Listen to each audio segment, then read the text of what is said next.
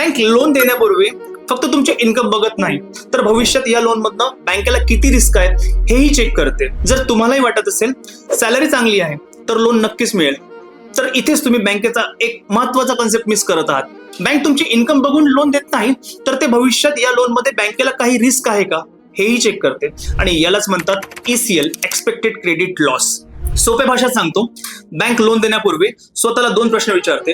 हा customer in future loan तर delay करणार नाही किंवा बँकेला या लोन मधनं काही रिस्क आहे. एक एक्झाम्पल सांगतो. 2 कस्टमर बँकेत लोनसाठी अप्लाय करतात.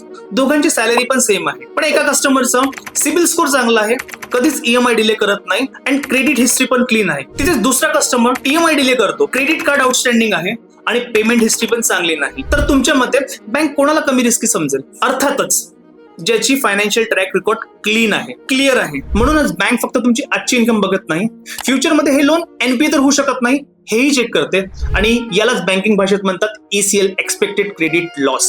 म्हणून तुमचा सिबिल स्कोर चांगला ठेवा, EMI कधीही डिले करू नका, क्रेडिट कार्ड आउटस्टँडिंग बिल्स वेळेवरती पे करा आणि क्रेडिट हिस्ट्री क्लीन ठेवा. आणि तुम्हाला हा व्हिडिओ जर आवडला असेल तर ओम असोसिएटला नक्की फॉलो करा आणि पुढचा व्हिडिओ मिस करू नका. थँक्यू.